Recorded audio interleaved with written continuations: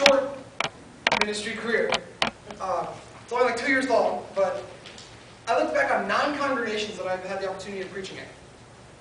Each congregation provides an insight, something I can learn from, something I can take to act in maybe my own youth group or the way I act in my life. And this congregation has taught me so much in the idea of loving one another in a church. I have never seen a church so supportive of one another that when someone walks through that door, everyone's calling their name, hugging, asking how they're doing, and they truly mean it. So on behalf of me and my mom, I know it's made a difference in our lives. We've been discussing that before, and how just amazing this church is and their love for one another. So I commend, whatever that's worth, this church for that. And thank you. I'm letting you know that it's something that's really made a difference in my life. So thank you very much.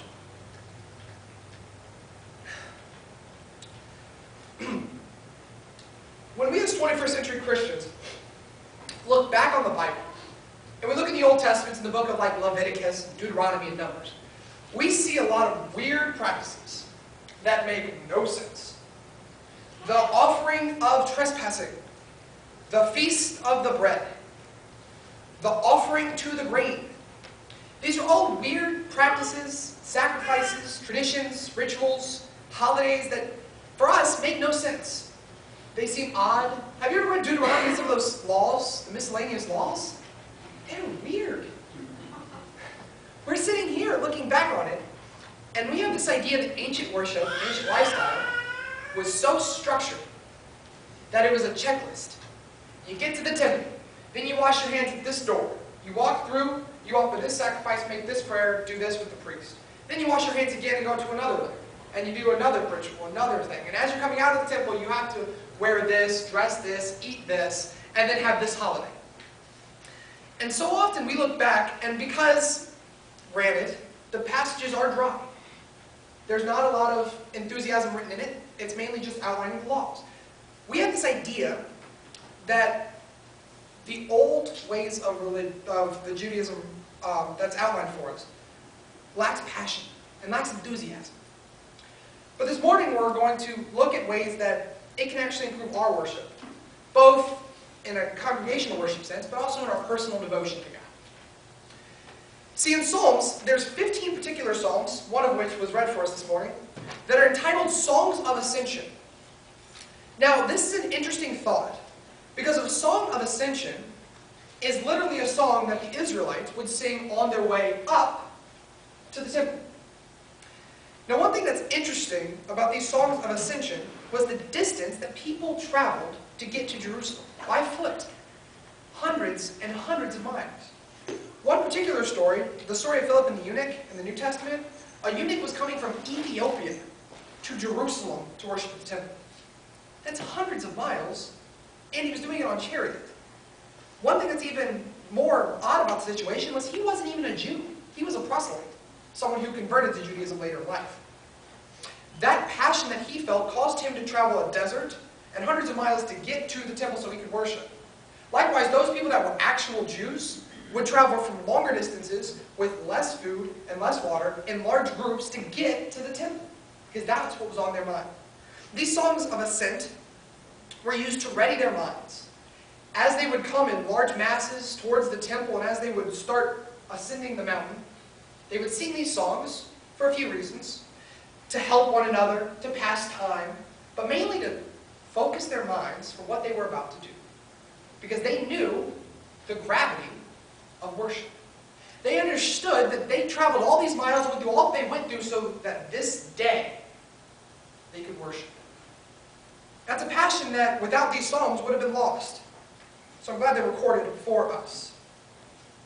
Each Song of Ascension has its own topic, just like our modern day hymns.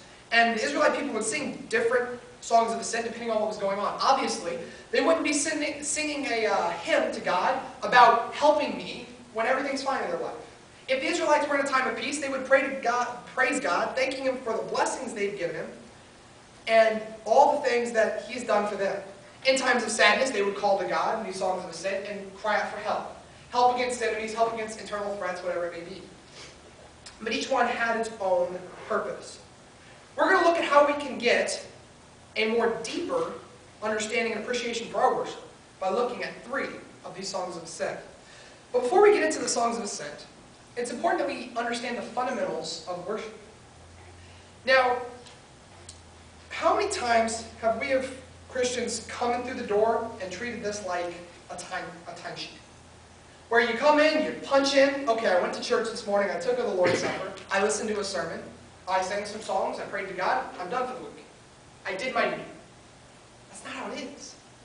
If we truly understand the meaning of worship, we get this idea that it's something special done between God and His people. Acts 20. If you have a Bible, turn there with me. Like I said in Bible class this morning, I'm attempting to branch out in the 21st century. We'll see how that goes. I have Bibles just in case. Acts 20, beginning of verse 7.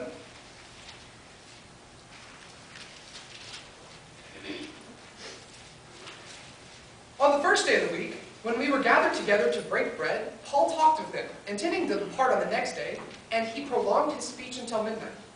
There were many lamps in the upper room where we were gathered, and a young man, Eutychus, sitting in the window, sank into a deep sleep as Paul talked still longer. And being overcome by sleep, he fell down from the 3rd story and was taken up dead. Now, we're going to stop there, but he was saved. He lived. And this sometimes feels good, because I know I can go on for a while, but at least I haven't killed anybody in my sermons. But it's an interesting change of events. No one in there was timesheeting, was checklisting. Okay, well, we did the Lord's Supper, well, we sang, we're listening to Paul, so we're done. No, they stayed there, not only through the day, but through the night, because they were enthused, passionate about God. They were excited to be there. This was the highlight of what they could be doing. We have to remember that as we go through this lesson. That we can't treat worship as something that we just do a series of checklists, things that we have to do, and then we can be done with it. It's something that we should be excited to do, something we should look forward to. Likewise, we need to define the idea of worship. There's 2 different types of worship. There's the congregational worship, what we're doing now, as outlined in Matthew 18:20, when Jesus says, "Where 2 or more are gathered in my name, I am there." That's congregational worship. We came through this door this morning. We as a body of believers are going to God. We partook of the Lord's Supper. We are in the middle of worship. But there's also a different type. Individual devotion. This behind the scenes, day in, day out worship of God. Turn with me to Philippians 4. Philippians 4.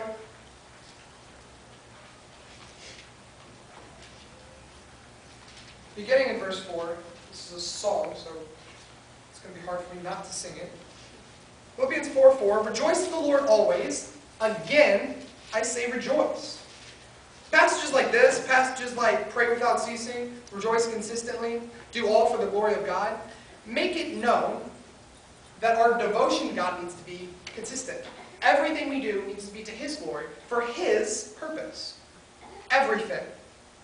But how? How do we achieve individual times of devotion? Well, for one, we need to understand that our personal times of devotion are going to change depending on what we're going through. If we're going through times of sadness, perhaps we need God's strength, so we're spending more of our time in prayer. Perhaps we're in times of happiness, so we spend more of our time in praise. Perhaps we're having a question that's really troubling us. Maybe we heard something on the Sunday morning lesson, or a question that's proposed to us, and we need some time of study. That is personal devotion as well. Anything that benefits you and your relationship with God is considered personal devotion. Now, it is important to note that when we go to times of personal devotion, it's not just asking God for things. That's an easy thing to do. Where, you've been down, you're praying, and all of a sudden, it's just you going to God saying, "God, I need this, and I need this, and I need this, and I need this." It's rather a time in which we need to humble ourselves and raise Him up. Put Him in the place He belongs, ahead of our life. The 3 we're going to be looking at this morning, the first is Psalms 130.